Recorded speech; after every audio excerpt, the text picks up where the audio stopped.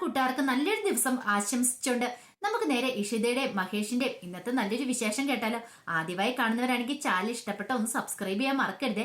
അതോടൊപ്പം തന്നെ കണ്ടുകൊണ്ടിരിക്കുന്ന എല്ലാവരുടെ സപ്പോർട്ടിലേക്കും തുടർന്നും പ്രതീക്ഷയോടെ നമുക്ക് നേരെ ഇന്നത്തെ വിശേഷത്തിലേക്ക് അങ്ങോട്ട് പോയാലോ. അപ്പൊ ഇന്നലെ മുതൽ ഇഷിതയുടെയും മഹേഷിന്റെ വിശേഷങ്ങളൊക്കെ ചാനലിനകത്ത് അപ്ലോഡ് ചെയ്യാൻ തുടങ്ങിയിട്ടുണ്ട് കേട്ടോ. അപ്പൊ പ്രമോ വിശേഷം കാണും, ഫുൾ വിശേഷം കാണും കേട്ടോ. അപ്പൊ എല്ലാവരും മറക്കാതെ കയറി കാണണേ. അങ്ങനെ ഇന്നത്തെ വിശേഷത്തിൽ കാണിക്കുന്ന ആകാശ് ഭയങ്കര സന്തോഷത്തിലായിരുന്നു. ആകാശ് ഇങ്ങനെ സന്തോഷത്തിൽ ഡൈനിങ് ടേബിളിന്റെ അടുത്ത് ഇരുന്നിട്ട് പറയാം, ഇന്നത്തോടുകൂടി അവന്റെ കാര്യം തീർന്നു, അവന്റെ ലാസ്റ്റ് സപ്പർ ആയിരിക്കും നടക്കാൻ പോകുന്നത്. അങ്ങനെ അവനിട്ടുള്ള ഒരു 8ന്റെ പണി കൊടുത്തു ആ മഹേഷിനിട്ട്. ആ ഒരു സന്തോഷത്തിൽ ഇങ്ങനെ ആസ്വദിച്ചിരിക്കുകയാണ്. അപ്പോഴാണ് അങ്ങോട്ട് രചന ഇറങ്ങി വരുന്നത്. രചന വന്നിട്ട് ചോദിച്ചു, എന്താ ഭയങ്കര സന്തോഷത്തിലാണല്ലോ എന്ന് പറയാം. പിന്നെ എങ്ങനെ സന്തോഷിക്കാതിരിക്കും എന്റെ മോളെ എന്നും പറഞ്ഞുകൊണ്ട് രചനയുടെ കയ്യിലേക്ക് അങ്ങോട്ട് പിടിക്കുകയാണ്. കയ്യിൽ അങ്ങോട്ട് പിടിച്ച് അങ്ങോട്ട് വലിച്ചടിപ്പിക്കുകയാണ്, നെഞ്ചോട് അങ്ങോട്ട് ചേർത്ത് പിടിച്ചു. എന്താ ഭയങ്കര മൂഡാണല്ലോ എന്ന് പറയാ, റൊമാൻറ്റിക് മൂഡിലാണല്ലോ എന്ന് ചോദിക്കുക. പിന്നല്ലാതെ മൂഡല്ലാതിരിക്കോ? അതെ, നിന്റെ ആദ്യ ഭർത്താവിന്റെ പതനമല്ലേ നടന്നേന്ന് ചോദിക്കുകയാണ്. ഇത് കേട്ടൻ രചന ഉണ്ട്, അയാളുടെ പേര് അങ്ങനെ പോലും പറയുന്ന പോലും എനിക്ക് ഇഷ്ടമില്ല എന്ന് പറയാം. അതൊക്കെ എനിക്ക് അറിയാൻ മോളൂ എന്ന് പറയാണ്.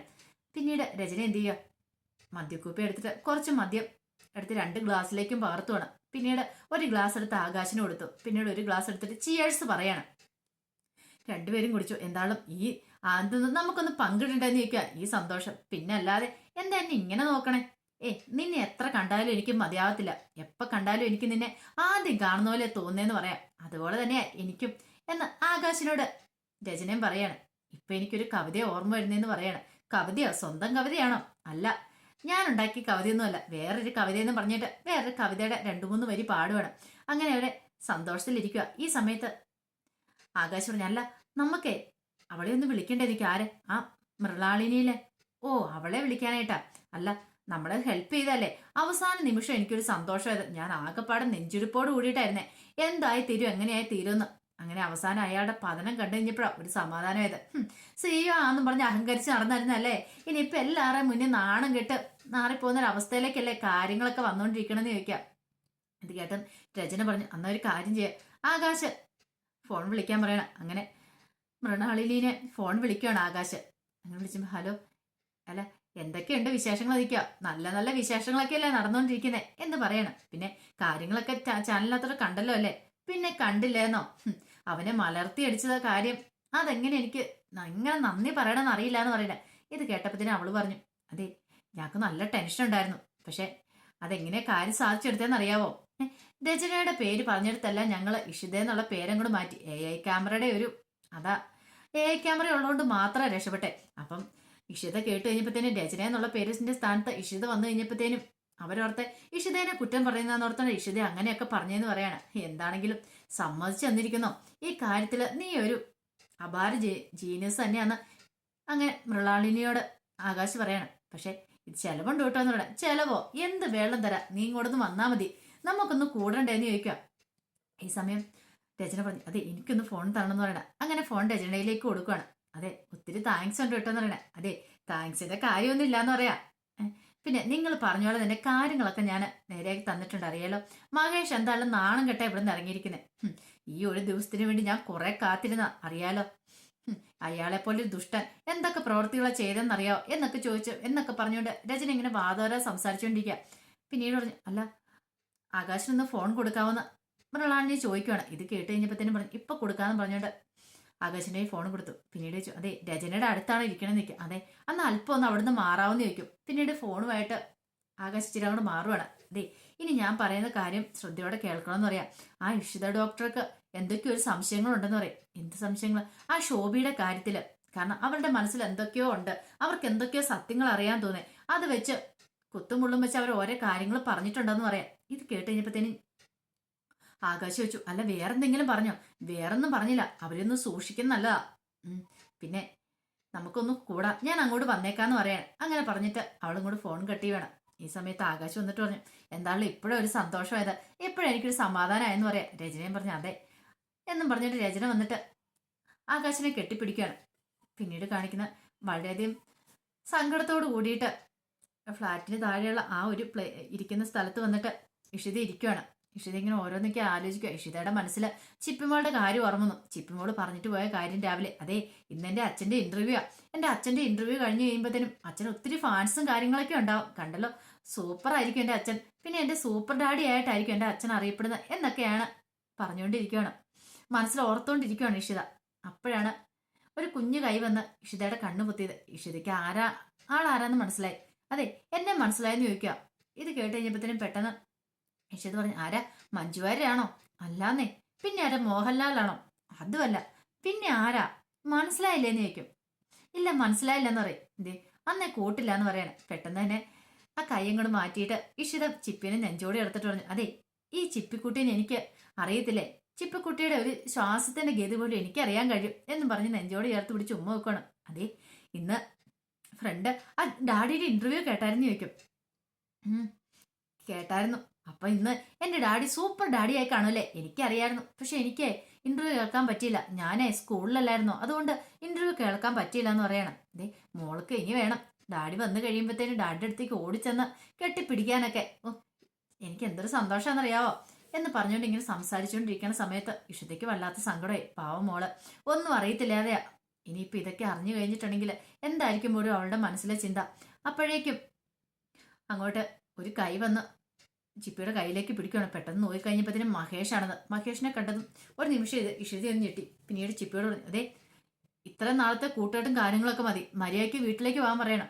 അതെ ഞാൻ കുറച്ചുകൂടെ ഫ്രണ്ടിന്റെ അടുത്ത് ഇരുന്നോട്ടെ, ഫ്രണ്ടിന്റെ അടുത്ത് ഇരുന്നോക്കാൻ മതി. ആവശ്യത്തിന് മിച്ച ഫ്രണ്ട് തന്നിട്ടുണ്ട്. ഇനി മേലാല് ഇവളുമായിട്ട് ഒരു ചങ്ങാത്തിനും വേണ്ട. പറഞ്ഞു കേട്ടല്ലോ, കയറി പോകാൻ പറഞ്ഞോണ്ട് ചിപ്പിനെ അങ്ങോട്ട് പറഞ്ഞു വിടുവാണ്. ചിപ്പിക്ക് വല്ലാത്ത സങ്കടമായിപ്പോയി. പിന്നീട് ഇഷിതയുടെ അടുത്ത് വന്നിട്ട് പറഞ്ഞു, അതെ എന്താണെങ്കിലും കരുതി കൂട്ടി ചെയ്ത കാര്യങ്ങളൊക്കെ എനിക്ക് ഇഷ്ടപ്പെട്ടു. തന്നേനൊക്കെ ഒത്തിരി ഉപകാരമുണ്ട്. ഇനിയിപ്പൊ ദ്രോഹിച്ച നാണം കെടുത്തിയ മതിയായില്ലെങ്കിൽ പറഞ്ഞാൽ മതി, ഞാൻ വന്ന് നിന്ന് തരാം. എല്ലാവരുടെ മുന്നിൽ നാണം കെടുത്തിയല്ലോ, അതിന് ഒത്തിരി താങ്ക്സ് ഉണ്ട്. പിന്നെ ഒരു കാര്യം, അവൾ എന്റെ മോളാണ് ചിപ്പി. അവളുടെ മേലൊരു അവകാശം എന്തേലും പറഞ്ഞിട്ട് മേലാ വന്നേക്കല്ല. പറഞ്ഞു കേട്ടല്ലോ. അവളോട് ഇച്ചിരി സ്നേഹക്കൂടുതൽ കാണിച്ചു കഴിഞ്ഞപ്പോൾ ഞാനും നിങ്ങളെ വിശ്വസിച്ചു.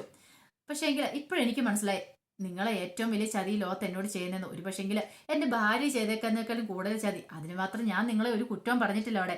പക്ഷെ നിങ്ങൾ ചെയ്ത എന്താ? ഇത് കേട്ട് കഴിഞ്ഞപ്പോഴത്തേനും ഇഷിതയ്ക്ക് എന്ത് ചെയ്യണമെന്ന് അറിയത്തില്ല. ഇത് പറഞ്ഞിട്ട് മഹേഷ് അങ്ങോട്ട് കയറിപ്പോയി. ഇഷിത വളരെ സങ്കടത്തിലിരിക്കുകയാണ്.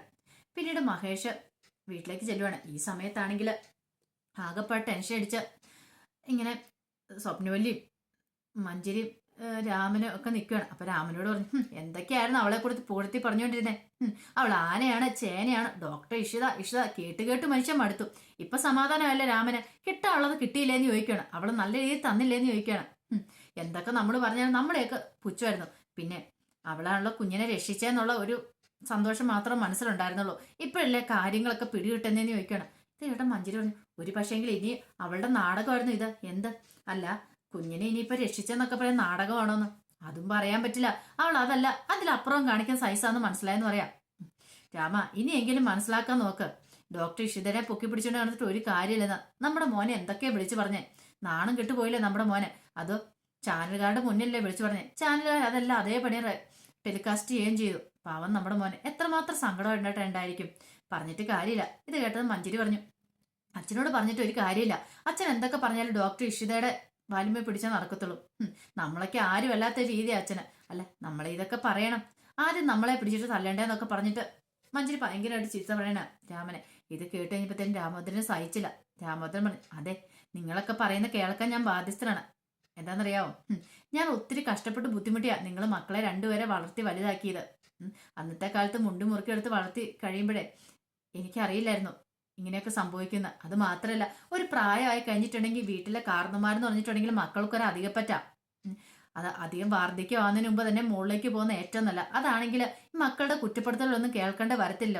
ഇതിപ്പോ അവരുടെ കുറ്റപ്പെടുത്തലും കേട്ട് ഇങ്ങനെ ഇനി എത്ര കാലം ജീവിക്കണമെന്ന് പോലും അറിയത്തില്ല. ഒരു കാര്യം ഞാൻ പറയാം, ഡോക്ടർ പറഞ്ഞാൽ ഒരു തെറ്റുണ്ടെന്ന് എനിക്ക് തോന്നുന്നില്ല. മഹേഷ് ഒരു തെറ്റ് ചെയ്തു, അതിനുള്ള ശിക്ഷ തന്നെ അവൾ കൊടുത്തതെന്ന് എനിക്കും പറയാനുള്ളൂ. പിന്നെ ചെറിയ കാര്യമൊന്നും അല്ലല്ലോ മഹേഷ് ചെയ്തേന്ന് പറയാണ് എന്ന് പറഞ്ഞിട്ട് രാമൻ അങ്ങോട്ട് അകത്തേക്ക് കയറി പോവാ. പെട്ടെന്ന് സ്വപ്നയിലേക്ക് സങ്കടമായതേ, ഞാൻ എന്തൊക്കെ പറഞ്ഞാലും രാമന് കുഴപ്പമില്ല, പക്ഷെ നീ ഉണ്ടല്ലോ, നീ ഇങ്ങനെ പറയാൻ പാടില്ലായിരുന്നു. മക്കള് പറഞ്ഞിട്ടുണ്ടെങ്കിൽ അച്ഛനും അമ്മയ്ക്കും ഒരിക്കലും സഹിക്കാൻ പറ്റില്ല. കാരണം അത്രമാത്രം വേദനിപ്പിച്ചിട്ടുണ്ട് രാമനെ. അല്ലെങ്കിൽ രാമനെ ഇതിനു മുമ്പ് ഇങ്ങനെയൊന്നും പറഞ്ഞിട്ടില്ലെന്ന് പറയണം. ഞാൻ അച്ഛനോട് പോയി സോറി പറയാമേ എന്ന് പറഞ്ഞിട്ട് അങ്ങ് തിരിയണ സമയത്താണ് മഹേഷും ചിപ്പിയും കൂടെ അങ്ങോട്ട് വരുന്നേ.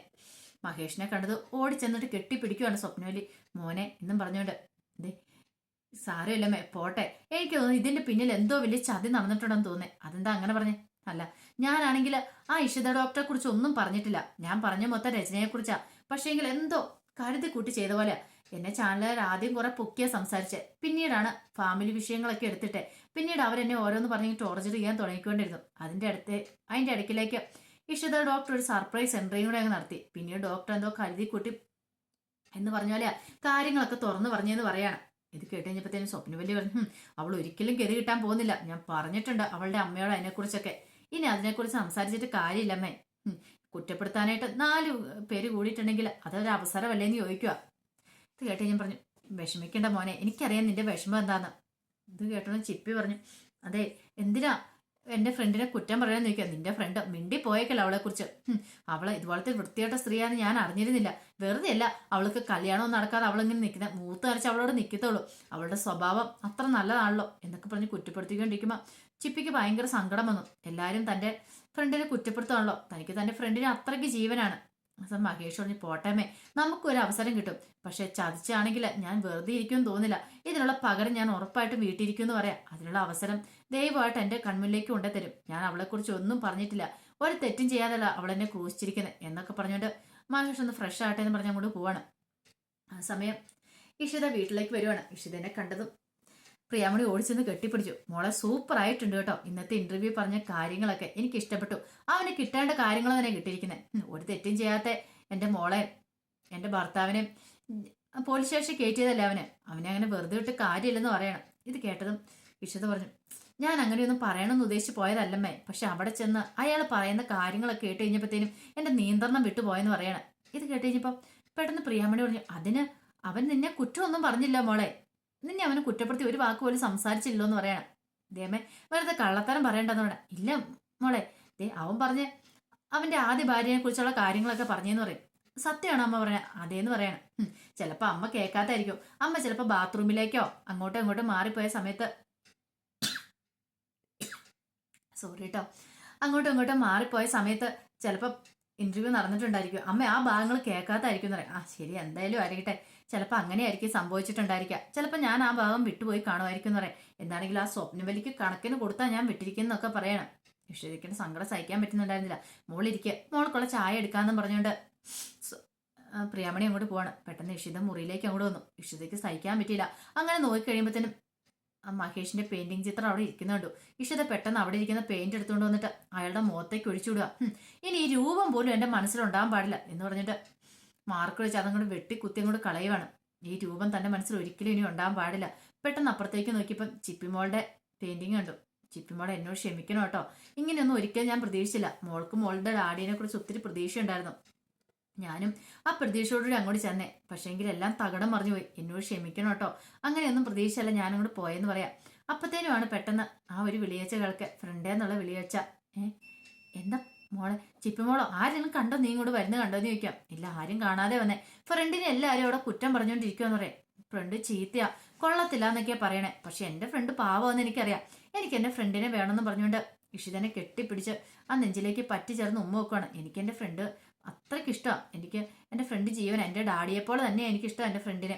ആരൊക്കെ കുറ്റം പറഞ്ഞാലും എൻ്റെ ഫ്രണ്ടിനെ ഞാൻ കുറ്റം പറയില്ല കേട്ടോ, എനിക്ക് അത്ര ഇഷ്ടമാണെന്നും പറഞ്ഞുകൊണ്ട് ഇഷിതയുടെ നെഞ്ചിലേക്ക് പറ്റി ചേർന്ന് ചിപ്പി കിടക്കുക. അപ്പം അതിൻ്റെ വിശേഷങ്ങളൊക്കെയാണ് കണ്ടത്. ഇതിൻ്റെ ബാക്കി വിശേഷങ്ങളായിട്ട് വൈകുന്നേരത്തെ പ്രൊമോ വരട്ടോ. അപ്പം മറക്കാതെ എല്ലാവരും കയറി കാണണേ. ഇതിന് ശേഷം ഇനിയിപ്പം ഗീതുവിൻ്റെയും ഗോവിന്ദിൻ്റെയും വിശേഷങ്ങളൊക്കെ ചാനലിനകത്ത് അപ്ലോഡ് ചെയ്യുന്നുണ്ട് കേട്ടോ. ഒരിക്കൽ കൂടി എല്ലാവർക്കും നല്ലൊരു ദിവസം ആശംസിച്ചു നിർത്തുന്നു. നന്ദി.